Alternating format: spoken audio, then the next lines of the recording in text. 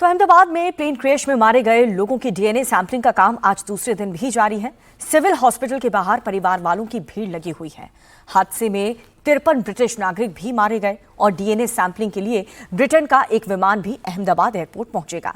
इसके बाद सैंपलिंग होगी और फिर परिवार वालों को डेड बॉडी सौंपी जाएगी। क्रैश साइट से अब तक 270 डेड बॉडी रिकवर हो चुकी है। जो बॉडी रिकवर हो चुकी है उसके लिए डीएनए सैंपल लिया जा रहा है। अब तक 240 डेड बॉडी के लिए डीएनए सैंपल लिया जा चुका है। बाकी के लिए सैंपलिंग का काम चल रहा है। जिन 9 डेड बॉडी का डीएनए मैच हो गया उसको उनके परिवार वालों को सौंप दिया गया। लोगों की ये भीड़, ये कतार, गुस्सा अहमदाबाद के सिविल अस्पताल के बाहर की है।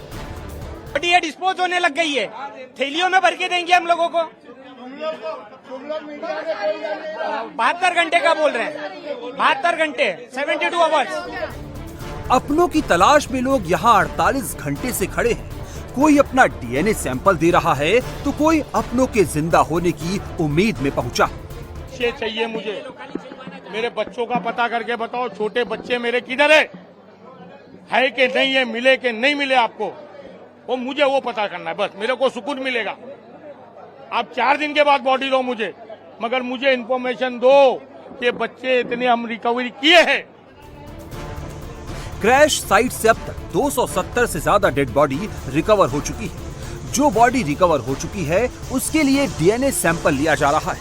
अब तक 240 डेड बॉडी के लिए डीएनए सैंपल लिया जा चुका है। बाकी के लिए सैंपलिंग का काम चल रहा है। जिन 9 डेड बॉडी का डीएनए मैच हो गया है उसको उनके परिजनों को सौंप दिया गया है। मैच हुआ तो किसी का कहीं पे इसके लिए तो कितने मिनिमम समय से है क्या? पूरी जो जितने पैसेंजर थे सबके रिलेटिव के सैंपल आएंगे। उसके बाद कैंप बीजे मेडिकल कॉलेज में कसौटी भवन में चल रही है। जो 48 आवर के बाद रिपोर्ट आएगी। जो 242 जितने पैसेंजर थे उनके सभी परिवारजनों के आने के बाद डीएनए सैंपलिंग के सबके रिपोर्ट आने के बाद पता चलेगा कि कैसे आगे कार्यवाही। यहाँ पे अभी थोड़ी देर पहले 48 आवर कुछ परिजन आए थे, गुस्सा थे, उनके लिए क्या कहेंगे? तो अभी डीएनए सैंपलिंग में 48 आवर लगेंगे और ये अभी इतना जल्दी में हो रहा है तो उसकी वजह से थोड़ी अव्यवस्था हुई होगी, लेकिन उसके लिए अभी डॉक्टर की टीम चालू है। रात दिन काम पे लगे हुए। जैसे ही 240 तक सैंपल इकट्ठा हो गए हैं, जैसे ही रिपोर्ट आएगी उसके बाद बॉडी को 250 से ज्यादा लोगों की डीएनए सैंपल फिर उनका मिलान करना एक बड़ा चैलेंज है। डीएनए सैंपल की मैचिंग में 24 से 48 घंटे का वक्त लगता है, लेकिन अब परिजनों का सब्र जवाब दे रहा है। डीएनए सैंपलिंग की मैचिंग के लिए अलग अलग लैब बनाए गए हैं। दिल्ली से भी एक टीम बुलाई गई है। सभी परिवारों के डीएनए मैच के लिए काम कर रही है।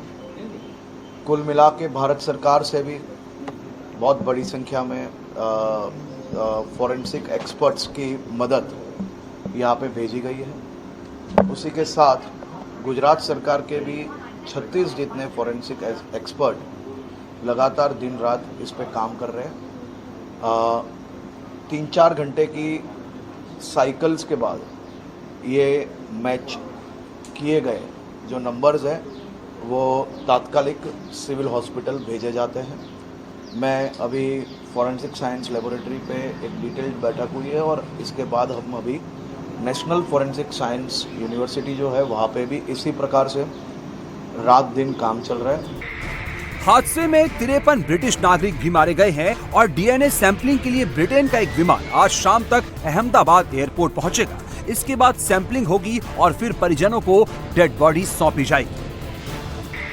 अहमदाबाद से लंदन जाने वाली फ्लाइट में क्रू मेंबर के रूप में मणिपुर की लमुनंथम भी थी। 26 साल की लमुनंथम बचपन से ही एयर होस्टेस बनना चाहती थी और एयर इंडिया में नौकरी पाकर वो बेहद खुश थी, लेकिन उनकी ड्रीम जॉब ही उनके लिए मौत वाली नौकरी बन गई। और लमुनंथम की फैमिली भी सिविल अस्पताल में अपना डीएनए सैंपल देने आई है।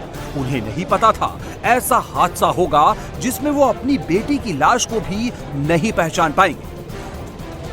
अहमदाबाद में प्लेन क्रैश के बाद चारों तरफ इस तरह के ही बैनर और होर्डिंग दिखाई दे रहे हैं। देश भर में लोग अपने अपने तरीके से उस हादसे में मारे गए लोगों को श्रद्धांजलि दे रहे हैं। इस वक्त हम अहमदाबाद में मौजूद हैं और यहाँ अहमदाबाद में सिविल हॉस्पिटल के ठीक सामने ये बड़ी इमारत है। इस इमारत की छत पर एक बड़ा होर्डिंग जो है वो लगाया गया है, जिसमें गुजराती में लिखा है एयर इंडिया विमान दुर्घटना में मारे गए लोगों को हृदयपूर्ण श्रद्धांजलि। ये होर्डिंग जो है दरअसल होर्डिंग ऑनर एसोसिएशन अहमदाबाद की तरफ से लगाया गया है। इस तरह के होर्डिंग अहमदाबाद में कई जगह लगाए गए हैं और देश भर के लोग भी अपने अपने तरीकों से उन मृतकों को श्रद्धांजलि दे रहे हैं।